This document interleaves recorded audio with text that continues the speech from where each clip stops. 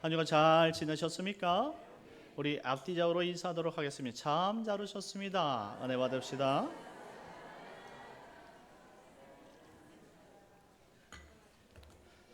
우리 유아실도 할렐루야. 예, 감사합니다. 예, 좋습니다. 예, 감사합니다.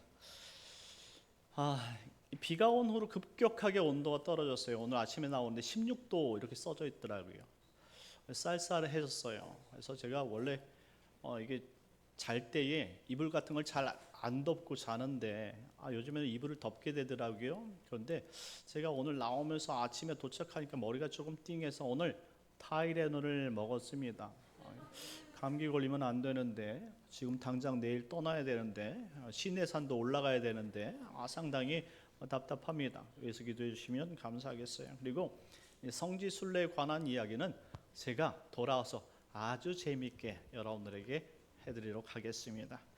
오늘 본문 말씀을 통해서 그리스도의 법을 성취하라 라는 제목으로 은혜를 나누려고 합니다. 이제 우리는 갈라디아서, 작은 로마서라는 이 교리서를 5장까지 끝냈어요. 교리서는 상당히 딱딱하고 재미가 없고요, 어렵습니다. 제가 교리서를 많이 해봤지만 교리서를 할 때마다 느끼는 게 있어요. 교리서를 대하는 성도들의 진심이 무엇인가? 다 주무시더라고요. 이게 진심이구나. 도대체 깜깜무소지. 무슨 이게 서로가 이 마음이 서로가 교통이 일어나야 되는데 이 교리서를 대할 때마다 우리 성도님들이 다 주무시는 그 모습을 볼 때 이걸 어떻게 잘 풀어서 설명해야지 은혜를 받을 수 있을까? 이런 게 항상 목회자의 숙제였어요. 하지만 저 나름대로 최선을 다해서 5장까지 풀었어요. 그리고 이 5장을 통해서 그리스도인에게 그리스도께서 어떻게 자유를 주셨는지에 대한 설명을 충분히 해드렸습니다. 이 그리스도인에게 있어서 그리스도의 자유라는 것은 이 종교에 빠져있는 율법 종교에서 이제 하나님의 의를 믿고 있다는 믿음의 종교로 바뀌었다라는 말이에요. 이제 우리가 형식적인 삶이 아니라 정말 믿음으로 무엇이든지 의롭게 하시는 하나님의 말씀을 따라서 자유롭게 신앙할 수 있는 그러한 명분을 얻게 되었다라는 거예요. 자유는 너무 좋은 것입니다. 그런데 자유를 잘못 해석하고 받아들이면 방종이 된다는 사실을 꼭 기억했으면 좋겠습니다. 이 방종은 이 틀이 없는 것을 말해요. 질서가 없는 것을 말합니다. 여러분들 자유 안에도 질서가 있다는 사실을 분명히 기억했으면 좋겠어요. 그 하나님의 말씀이 흐르는 그 질서를 따라 행하다 보면 진정한 믿음으로 인해서 참된 자유를 누리게 될 것이며, 그뿐만 아니라 우리가 어느덧 성장과 성숙을 이룰 수 있는 귀한 존귀한 그리스도인이 되는 줄 믿으시기 바랍니다. 그것을 오늘 사도 바울이 깨달았다 이 말이에요. 율법은 분명히 계속 설명을 드리지만 인과 율이다. 이 원인과 결과의 결과로 놓은 것이 종교심을 갖는 율법이다 말씀을 드렸어요. 한마디로 모든 세상 사람들이 종교를 갖는 것은 위로받기 위해서, 잘되기 위해서, 복받기 위해서 아니겠습니까? 그것이 바로 인간이 할 수 있는 최고의 신 앞에 향하는 종교심이에요. 그러니 이 종교심을 가지고 있는 사람들은 하나님 앞에 드려야 돼요. 드린 만큼 그 하나님께서 돌려준다라고 믿고 있기 때문입니다. 이것은 하나님을 믿는 백성들뿐만 아니에요. 이 세상의 모든 종교를 따르는 모든 사람들에게 마음속에 다 이것이 인과 율의 법칙대로 살아간다는 사실을 기억했으면 좋겠어요. 그래서 우리 기독교를 떠나서 모든 대다수의 종교들이 다 자신 드리는 만큼 자신이 믿는 신이 최고로 보답해 준다라고 믿는 거예요. 그러니 자신이 더 잘 되고자 하면 최선의 것을 신에게 드리는 것이죠. 그러면 그 신이 최선의 것으로 보답한다라고 믿는 것이, 이것이 바로 율법 종교예요. 인과 율에 맺어진 그런 종교라는 것입니다. 그래서 사도 바울이 어떻게 했습니까? 사도 바울 역시 여호와의 율법 종교를 따라서 자신이 알고 있는 율법을 최선을 다해서 행한다면 하나님께서 보상해 주신다고 그렇게 생각했던 거예요. 그래서 그 법을 믿고 따라서 여러분들 그래서 최선을 다했죠. 입신양명을 위해서 최선을 다했다 이 말이에요. 그런데 다메섹 도상에서 누구를 만납니까? 예수를 만났어요. 예수님을 만나고 나서 그 이후 인생이 바뀌었다 이 말이죠. 자신이 이 땅에서 최선의 것을 누리고자 살았었는데 주님을 만나고 나니까 이 땅이 전부가 아니란 사실을 알게 된 거예요. 그리고 나서 이 땅이 아닌 하나님의 나라를 위해서 살기로 작정한 것이죠. 이게 거듭난 그리스도인의 모습이에요. 그 이후로 어떻게 살았습니까? 이 땅의 율법을 버리고 저 하나님 나라를 위해서 믿음의 삶, 의의 삶을 취득하고 그것만을 위해서 목숨을 걸어가며 최선을 다해 살았다 이 말이에요. 자, 마태복음 25장의 말씀을 보게 되어지면 달란트 비유가 나옵니다. 이 달란트 비유는 1년에 한 차례 있으면 꼭 여러분들 접하게 되는데요. 이 달란트에 쓰여진 이 달란트가 영어의 탤런트입니다. 이 달란트에서 탤런트가 나왔어요. 그렇다고 해서 이 달란트에서 이 탤런트가 나왔다고 해서 이 탤런트에서 의미를 가진 달란트의 의미가 아니라는 거예요. 이건 여러분들 좀 헷갈릴 수가 있겠지만 달란트는 원래 탤런트가 나오기 이전에 이미 있었던 그 당시 로마 사람들이 이 금이나 은을 달아내는 무게 중수를 뜻하는 거예요. 뭐 1kg라든가 g이라든가 리터라든가 이처럼 이 달란트는 최고로 무게를 많이 달 때 사용해주는 단위라는 거예요. 그것이 지금 어떤 연구에서인지 모르겠지만 탤런트로 바뀌었고 그 탤런트는 우리에게 재주, 재능으로 바뀌었다 이 말이에요. 그래서 많은 사람들이 이 달란트의 비유를 재능의 비유로 생각하기가 참 쉬운데요. 그것 아닙니다. 재능이란 단어가 풀어지기 이전에 예수님께서 그것을 원래 본 의미대로 사용하셨다 이 말이에요. 한마디로 이 무게를 가진 사람들, 5달란트의 무게를 가진 사람들, 2개의 달란트의 무게를 가진 사람들, 1개의 달란트의 무게를 가진 사람들에 대해서 비유를 한 거예요.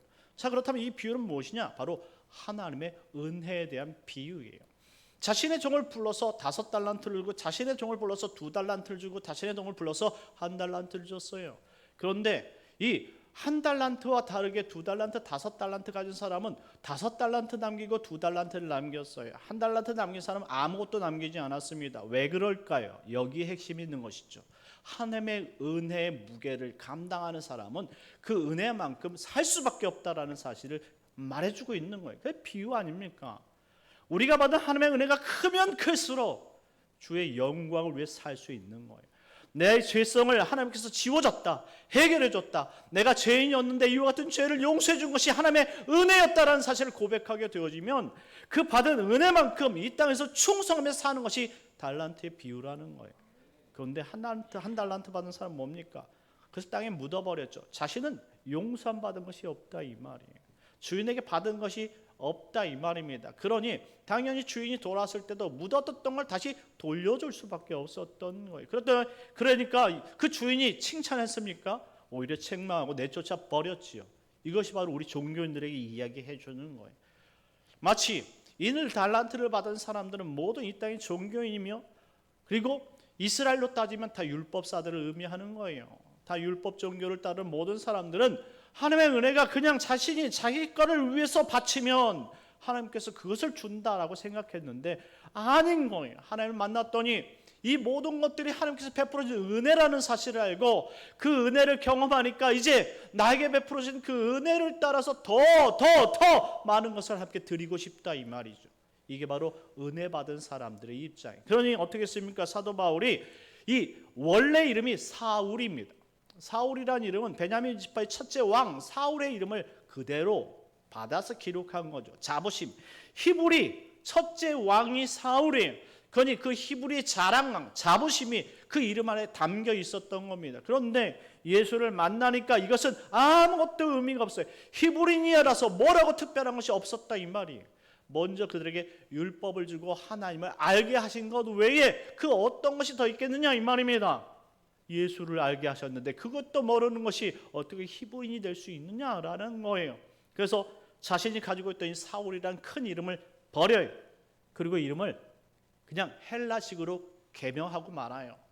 자신은 예전은 그냥 이스라엘 사람만 진짜 사람인 줄 알았는데 택한 백성인 줄 알았는데 아니더라는 거예요. 하나님 만나고 나니까 하나님께서 택한 백성들이 이방인들 가운데도 있다는 사실을 알고 너무나 부끄럽고 창피해서 자신의 이름을 히브리식 이름을 벗어버리고 이방인의 종의 이름 바로 바울이라는 이름을 개명합니다. 물론 사울과 바울은 동일한 이름이에요. 표기식을 바꿔버린 거예요. 그렇게 바꾼 이유는 나는 이제부터 하나님께서 나를 이방인의 사역자로 부르셨구나라는 사실을 고백하고 이제 주의 영광을 위해서라면 내 목숨도 아끼지 않고 율법이 아닌 이제 믿음과 내 자유의식을 가지고 참된 신앙으로 나아가겠다. 내 자유의지로 내 생명을 바치겠다. 이렇게 고백하게 된 것입니다. 그랬더니 어떻게 됩니까? 이제 갈라디아를 통해서 여러분들 갈라디아에서 복음을 증거할 때 돌 맞아서 죽을 뻔했잖아요. 율법 종교라면 이 갈라디아에서 돌 맞을 이유가 없어요. 왜냐하면 율법을 믿는 모든 사람들이 자기 편이기 때문에. 그런데 율법이 아니라 그리스도를 믿는 참된 복음이 참된 신앙이다 라고 가르치니까 그때부터 율법 종교의 사람들이 대항하기 시작했고 그리고 돌로 쳐 죽이려고 했다라는 말이에요. 그런데 이유같이 돌로 맞고 파선해서 정말 죽을 뻔하고 여러 이유로 인해서 정말로 복음 증거하는 것이 너무나 고달프고 힘들어서 정말로 낚시에 빠져서 그냥 포기하고 싶을 것 같은데 이런 사도 바울은 다시 정신을 차리자마자 복음을 증거하는데 자신의 생명을 조금도 아까워하지 않았다라고 고백합니다. 이유가 뭡니까? 바로 하나님의 은혜에 붙들리면 이제 이 땅이 나의 인생의 목적이 아니라 하나님 나라가 나의 인생으로 바뀌는 줄 믿으시기 바랍니다. 그러니 율법의 일을 버리고 성령의 법을 따르니 이제 하나님께서 원하시는 것이라면 뭐든지 따라서 하겠다라는 다짐이 우리 안에 생긴 거예요. 이게 기독교인 줄 믿으시기 바랍니다. 우리도 사도 바울만 갖는 것이 아니라 우리도 역시 하나님께서 이 땅에 내가 베푼 것만큼 하나님께서 주시지 않더라 할지라도 하나님께서 나를 죄 용서하고 내가 갈 수 없는 저 천국에 나를 끄집어서 나를 그곳에 보내주신다는 이 영광스러운 일 오직 하나님께만 나의 목숨을 드리리 라고 고백할 수 있는 신앙이 필요한 줄 믿으시기 바랍니다. 그래서 사도 바울은 갈라디아 교인들에게 그들에게 증거했던 이 복음을 버리고 율법을 따른다 말하니 너무나 안타까웠던 거예요. 그러니 말려야죠. 잘못된 율법에 빠져서 자신이 과거에 행했던 그런 육체적인 일을 따른다고 생각하니까 이것은 정확히 아니라는 사실이에요. 어떻게 그들에게 복음을 증거했는데 율법 교사들이 지금 그 역행하에서 잘못된 율법을 가르친다 하니 얼마나 속이 상하겠느냐 이 말입니다. 그래서 갈라디아 교인들에게 율법을 따르는 육체의 행위를 버리라 라고 말씀하면서 그것은 곧 음행과 더러운 것과 호색과 우상숭배와 주술과 원수 맺는 것과 분쟁과 시기와 분냄과 당짓는 것과 분열함과 이단과 투기와 술취함과 방탕함과 또 그와 같은 것들이다 라고 갈라디아서 5장 19절에서 21절까지 나열하면서 가르쳤던 거예요. 그들이 다시 육체를 따르게 된다면 이유같이 하나님께서 싫어하는 정말 죄의 일들을 다시 몸에 습득하게 되어지고 그것을 몸에 새기게 되어 있다라는 것입니다. 그래서 강력히 권하건대 너희들은 육체 행위를 따르지 말아라 라고 말하는 것입니다. 그런 죄악된 삶을 사는 것이 여러분들 생각에는 행복해 보이십니까? 그렇기 때문에 우리는 우리를 거듭나게 하신 성령을 따라서 성령의 법으로 살아야 한다라고 사도 바울의 가르치는 말씀을 새겨 들어야 하는 거예요. 그렇다면 성령으로 산다는 것은 무엇입니까? 바로 하나님의 말씀을 따라 사는 것이 성령으로 따라 살아가는 줄 믿으시기 바랍니다. 특별히 갈라디아서 5장 22절 23절 말씀을 통해서 사도 바울은 이렇게 언급하고 있어요. 사랑과 희락과 화평과 오래 참음과 자비와 양성과 충성과 온유와 절제니 이와 같은 것을 어떻게 금지할 수 있겠느냐? 하나님의 말씀을 따라 사는 사람들은 이와 같은 열매를 맺게 되어 있느니라 라고 설명한 것입니다. 한마디로 성령을 따라 살아간다라는 말은 말씀을 따라 살다 보니 우리에게 이와 같이 사랑의 열매들이 맺어진다면 우리는 바른 길로 가고 있다라는 뜻입니다. 그러니 사도 바울의 이야기를 새겨 들읍시다. 우리는 우리 행위로 구원에 이를 수 없고 믿음을 수반하지 않는 무의미한 종교적 행위로는 절대 하나님께 영광을 돌릴 수 없다는 사실입니다. 그러니 거듭난 자들의 최고의 삶은 우리를 구원케 하신 그리스도를 온전히 믿어 하나님의 의에 이르고 그리스도의 순종함을 배워 하나님께 영광되는 삶을 사는 것이다. 한마디로 그리스도를 닮는 삶이 바로 그리스도 때문에 순종하는 삶이 성도에게 있어서 최고의 삶임을 기억하시길 바랍니다. 이와 같이 수준을 배우고 또 이와 같이 말씀을 배우고 그리스도의 성품을 채워서 하나님께 칭찬받는 우리 영락교회 식구들 되시길 예수님의 이름으로 축원합니다. 본문으로 들어가서 1절 말씀입니다. 1절 말씀 다 같이 읽도록 하겠습니다. 시작. 형제들아 사람이 만일 무슨 범죄한 일이 드러나거든 신령한 너희는 온유한 심령으로 그러한 자를 바로잡고 너 자신을 살펴보아 너도 시험을 받을까 두려워하라. 아멘. 사도 바울은 이미 교회 내 율법에 빠져 어리석은 자들을 구제해야 된다라고 설명하고 있습니다. 근묵자흑이라는 사자성어가 있지 않습니까? 검정것 옆에 있으면 검정것이 당연히 묻는 거예요. 안 묻기를 바라면 요행이고 잘못된 것이죠. 한마디로 율법에 빠져 죄를 짓고 있는 사람은 당연히 율법대로 행할 수밖에 없는 거예요. 배운 대로 산다라는 말이에요. 그러니 우리가 이런 종교성에 빠져서 잘못된 일에 있으면 우리는 어떻게 해야 됩니까? 다른 성도들이 온유한 심령으로 그런 자를 바로잡아야 된다라고 말하고 있습니다. 여기 온유하다라는 단어가 프라위테스란 단어인데요. 바로 상대보다 자신을 낮추는 행위, 이것을 우리말로 겸손이라고 말합니다.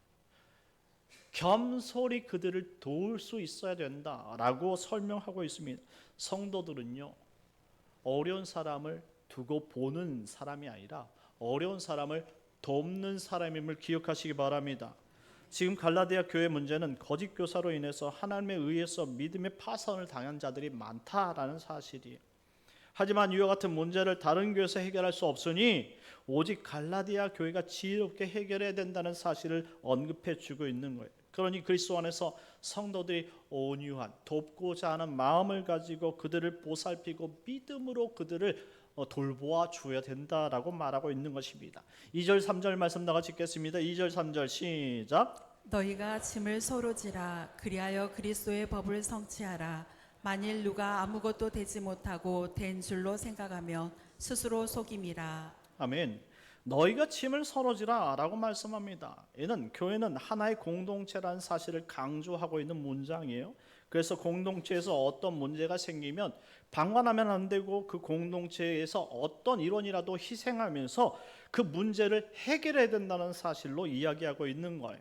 간단한 예로 사도 바울의 옥중 서신이 에베소서 2장 21절 22절 말씀에 보면 그리스도 안에서 건물마다 서로 연결하여 주 안에서 성전이 되어 가고 너희도 성령 안에서 하나님이 거하실 처소가 되기 위하여 그리스도 예수 안에서 함께 지어져 간다라고 말하고 있습니다. 지어졌다가 아니라 지어져 간다라고 말합니다. 누구 안에서? 그리스도 안에서 성령으로 말미암아. 한마디로 거듭난 사람들, 성령으로 사는 사람들은 이것이 그리스도 중심으로 인해서 어떤 문제가 생기면 그것을 문제를 해결해 나가면서 하나의 공동체로 만들어 간다, 이렇게 설명한 거예요. 그러니 공동체는 그 사람의 책임만 묻는 것이 아니라 그 주변에 하나로 묶여져 있는 모든 각 성도들의 일들이라는 사실을 강조하는 거예요. 방관하지 말라는 거예요. 두고 보지 말라는 겁니다. 따라서 넘어지기 전에, 완전히 쓰러지기 전에, 시험 받아서 교회를 떠나기 전에 누군가는 자신을 희생해서 그 사람을 붙들어야 되고 돌보아야 된다는 사실입니다. 그러니 우리가 여러분들, 우리 교회는 목장 시스템이잖아요. 교구장 아래에 목장 리더들이 있고요. 목장 리더와 그리고 이 부리더를 통해서 이 목원들을, 양떼들을 관리하도록 돼 있어요. 왜냐하면 담임 목사는 여러분들 하나하나 사정을 모르잖아요.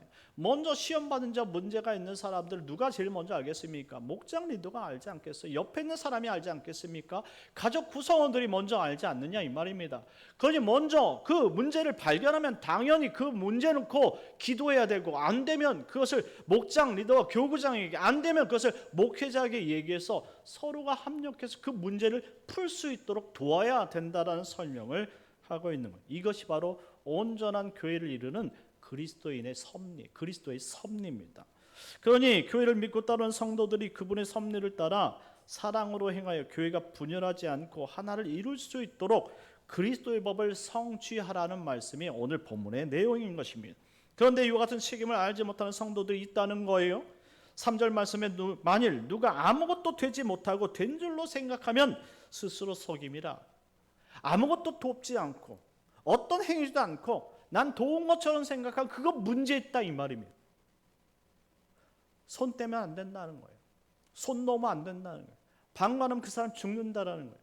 죽어가는데 그래서 바라보고 나는 다 됐다, 뭐 누군가 알아서 하겠지라고 이야기한다면 그것은 자기 자신을 속이는 것과 같다라고 표현하고 있는 것입니다. 교회 공동체는 그렇게 살아가는 것이 아니라는 거예요.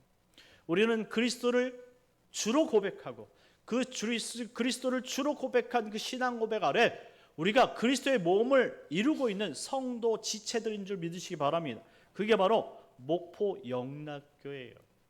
물론 각 지교회마다 다른 지역의 여러 교회들 똑같은 사명이 있는 거예요. 그러니 우리가 다 다른 지역까지 돌볼 수 없으니 우리 맡겨준 그러한 양떼들을 우리가 그와 같이 돌볼 수 있어야 된다라고 말해주고 있습니다. 그러니 돌아보는 것이 얼마나 중요한 일입니까? 먼저 남편은 아내를 잘 돌아보세요. 그리고 아내는 남편을 잘 돌아보세요. 여러분 어떠한 일로 신앙생활에서 누수가 생기면 안 돼요. 부부싸움 하지 마세요. 부부싸움 해가지고 나 오늘 교회 안 가. 그러면 그렇게 생각하면 한쪽에 그럼 누구서 네 손해지 이렇게 얘기하는데 아니에요. 부부싸움하고서 네 손해 내 손해 따지면 안 됩니다. 그것은 여러분의 손해예요. 공동체 원리가 그렇다라는 거예요. 그러니 제발 주일날 교회 오기 전에 싸우지 마라. 여러분들 남편 밥도 잘 챙겨드리시고요. 항상 최상의 컨디션을 만드시라 이 말이에요. 그래서 내가 뭐 이러려고 뭐 결혼했느냐 이렇게 생각할 수 있겠지만 맞아요. 여러분 사랑해서 결혼했잖아요. 남자가 그렇습니다. 여러분들이 챙겨주지 않으면 아무것도 하지 못하는 것이 남자예요. 그래서 여러분들 그래요. 여러분들 스스로 나가서 그러잖아요. 내가 아들 둘을 키우고 있다고, 아들 셋을 키우고 있다고. 그렇게 얘기하지 않아요? 그러면 아들을 키우는 어머니의 입장에서 잘 돌봐야죠. 잘 돌봐야죠. 잘 돌봐주세요. 그 어떻게 해서든 정말로 남편이 남편 노릇하도록 만들어야 될 것 아닙니까? 할렐루야. 들으셨죠? 예. 하여튼간에 아내는 남편을 최선 섬겨야 되고, 그런 성향을 가지고 있는 남편들은 기가 살면 아내한테 최선을 다해 사랑해요. 갑자기 뭐 밤에 뭐 외식할까? 오늘 당신 생일이라서 이거 샀어. 이게 남자들입니다. 여자들이 그 마음만 살살살살 해주면 남편들은 그냥 기가 살아가지고 어디 있던지 부인 생각만 한다니까요. 왜 이걸 모릅니까? 그러니 우리 서로가 서로에게 잘하자고요. 그러면 우리가 잘 되는 거예요. 그리고 여러분의 자녀는 누가 관리합니까? 여러분들이 관리해 줘야죠. 아무래도 신앙생활을 잘하는 부모가 자녀들 신앙도 돌보아 주는 줄 믿으시기 바랍니다. 4절 5절 말씀 나같이 읽겠습니다. 4절 5절 시작. 각각 자기의 일을 살피라. 그리하면 자랑할 것이 자기에게는 있어도 남에게는 있지 아니하리니 각각 자기의 짐을 질 것이라. 아멘. 그래서 각각 자기 일을 먼저 살필 수 있어야 된다라고 말합니다. 한마디로 사도 바울은 먼저 갈라디아 교회 문제를 해결하기 위해서 각각 자기의 일, 그 교회 일을 자기들이 살펴야 된다라고 말하고 있는 거예요.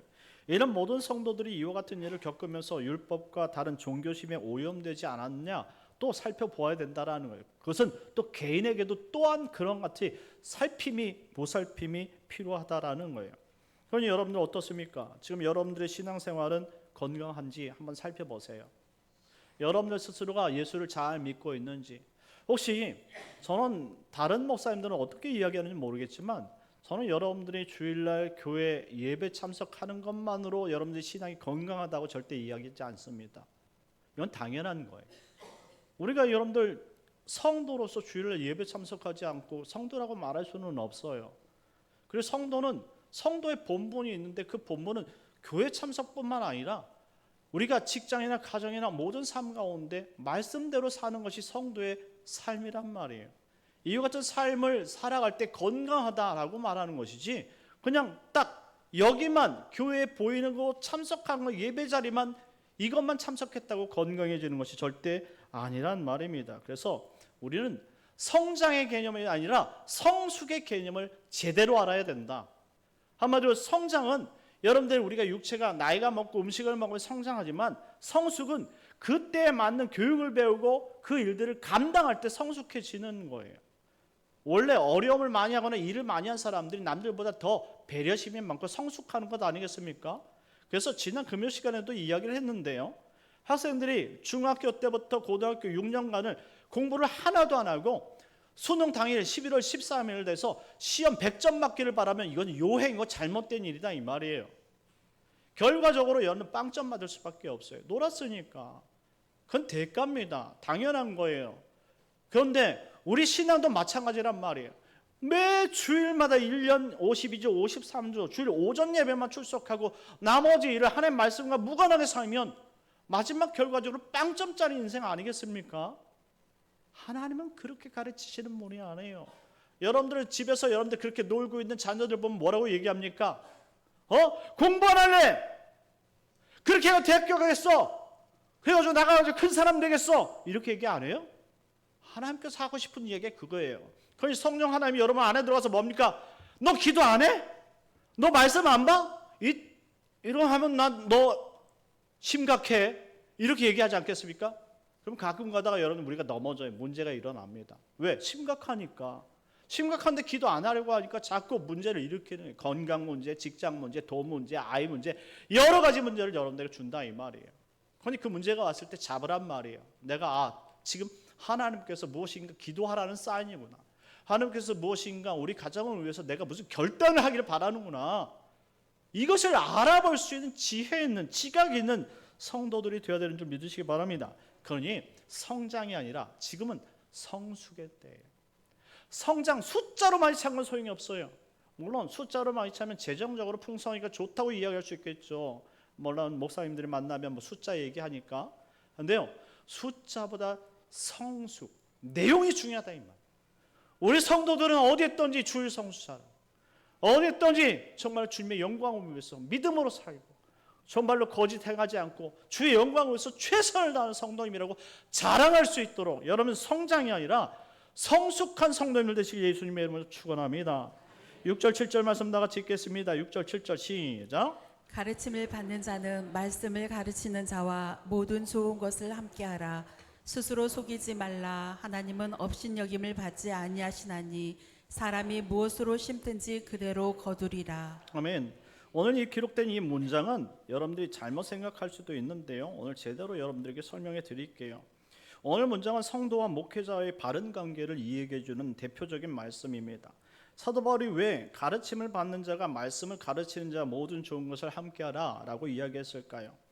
많은 이 본문을 단지 성도들이 목회자를 생각해서 부족한 것을 채워주는 것이라고 이야기할 수 있는데 문장상 문맥을 보면 그런 이야기가 아니에요.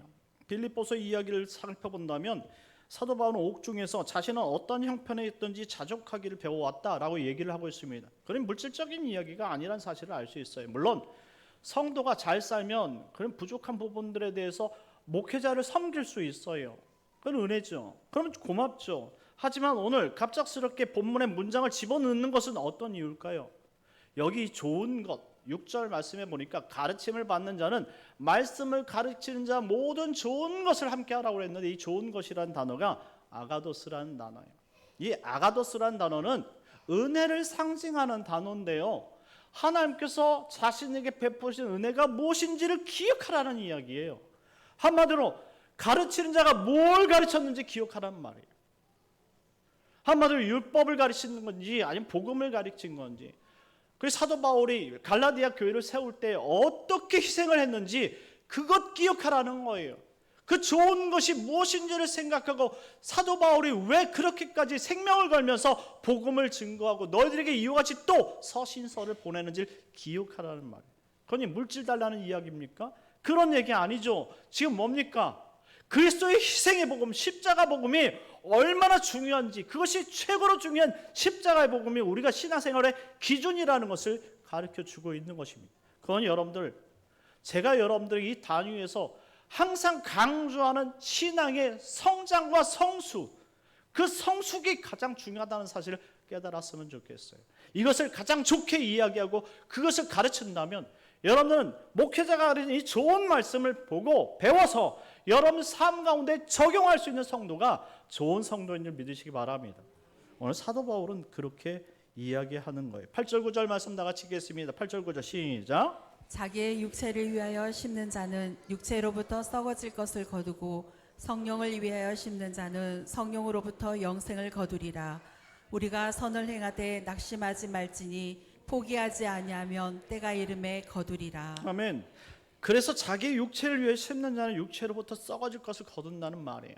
육체를 위해 심는다는 것은 율법에 관한 이야기입니다. 계속적으로 사도 바울은 율법과 복음을 계속 비교하면서 너희가 왜 율법을 버리고 복음을 받아들이고 그 복음이 어떤 결과를 나타내는지를 깨달으라고 계속적으로 1장부터 시작해서 6장까지 가르치고 있는 거예요.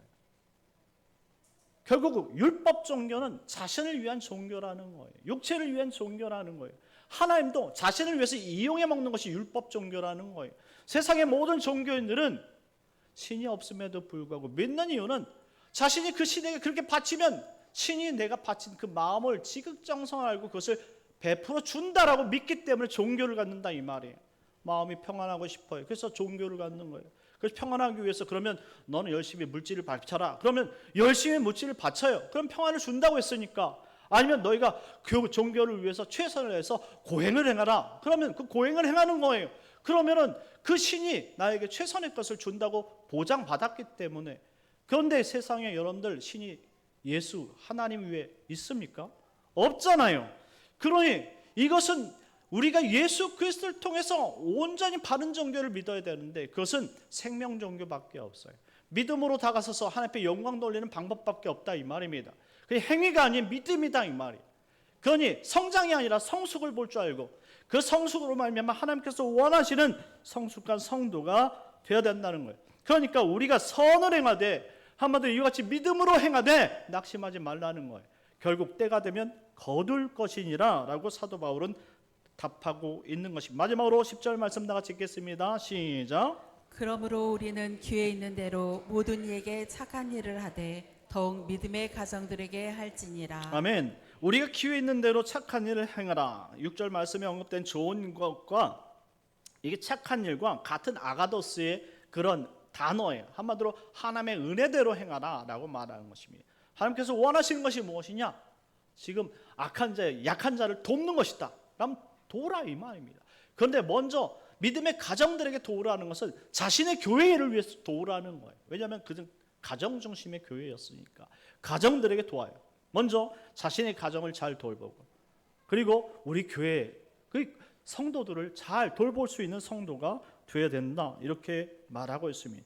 이것이 오늘 사도 바울이 말씀하고 있는 그리스도의 법이다라는 거예요. 이 법을 우리가 따라 행하면 성취하게 되는 줄 믿으시기 바랍니다. 말씀을 맺겠습니다. 사랑하는 성도 여러분, 사도 바울은 갈라디아인들을 통해 미래 21세기를 사는 우리에게 똑같이 말씀하는 거예요. 그 당시 이와 같은 어려움이 있었으니까 먼 미래의 성도들도 이와 같은 신앙의 어려움이 있을 것이란 말이에요.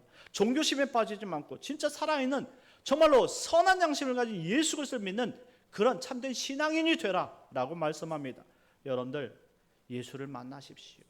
거듭나지 아니하면 종교인이 될 수밖에 없고 종교인은 결국 자신의 육체를 위해서 사는 사람입니다. 결국 죄와 사망의 그늘에서 살아날 수가 없어요. 하지만 거듭난 사람들은 하나님의 은혜를 알고 영광을 알아서 모든 것을 하나님의 영광을 위해서 사는 거예요. 이 땅에 우리가 어떤 유익이 잘 주어지지 않는다 할지라도 우리가 보는 것은 이 땅의 광야가 아니라 하나님 나라인 줄 믿으시기 바랍니다. 그 나라를 사모하고 그 나라를 위해서 살아가는 복된 성도님들 되시길 예수님의 이름으로 축원합니다. 우리 시간 다 같이 잠시라도 기도합시다. 하나님, 우리가 한 주간 또 살지만 하나님 이제 종교심으로 사는 것이 아니라 참된 예수 믿는 신앙심으로 살게 해주시고 주님께서 마지막에 원하는 정말로 믿음의 삶으로 함께 영광을 올릴 수 있는 복된 성도들이 되게 하여 주시옵소서. 우리 주여 한번 되시고 기도하겠습니다. 주여 하나님 아버지 은혜를 내려주시옵소서. 주님께서 은혜를 내려주시고 우리를 거듭나야 우리 인격적으로 만날 때 비로소 종교인이 아닌 참된 그리스도인이 되는 줄 믿습니다. 오직 주님을 바라보게 해주시옵소서. 오직 주님을 사랑하게 해주시옵소서. 주의 뜻대로 행하고 아버지 나의 종교법이 아닌 아버지 나의 율법이 아닌 나의 육체의 법이 아닌 이 모든 것들을 내려고 성령의 법, 믿음의 법, 의의 법을 쟁취하여 주님을 위해서 살아갈 수 있는 귀한 믿음의 신앙인이 되게 하여 주옵소서. 사랑하게 하시고 순종하게 하시고 주님을 따라갈 수 있는 믿음을 허락하여 주옵소서. 예수님의 이름으로 기도합니다. 참 좋으신 하나님 은혜를 감사합니다. 모든 것이 하나님의 은혜인 줄 믿습니다. 하나님 종교에 빠지지 않고 하나님 아버지 믿음의 행하는 믿음의 행위를 가져 하나님께 영광을 돌릴 수 있는 복된 성도들이 되게 하여 주시옵소서. 예수